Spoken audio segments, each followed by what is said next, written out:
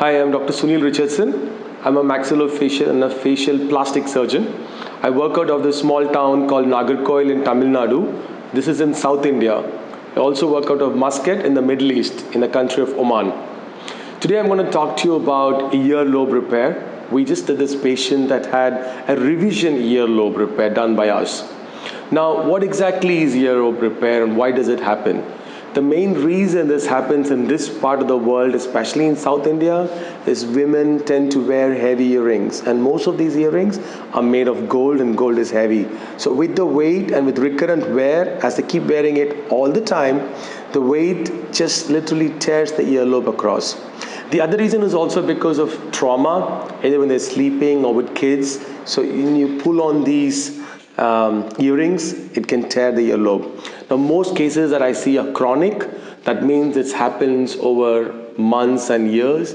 It gradually increases in length, so much so that eventually the wearer or the person is unable to wear the earring because it tears a whole lot.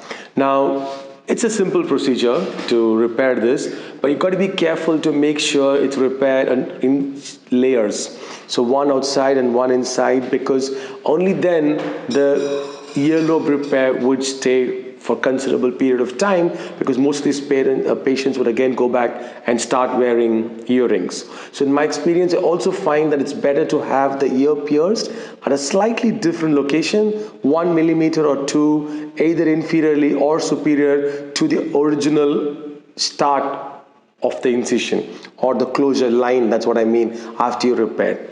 Now, this is a daycare procedure. Patient comes in, we finish this in about 45 minutes if it's bilateral, 20 minutes if it's single or one-sided, and then they get to go back with steri strips. Generally use resorbable sutures like Vicryl Rapid 50 or 60. If it's a kid, then sometimes we have to give general anesthesia, because there's no other way of doing it for kids less than maybe 13-14 years in the local anesthesia. And then they come back after 4 or 5 days, and then we have a look, and if need, we take the stitches off, or we just let them remain and let them fall off on their own. Yeah, thank you.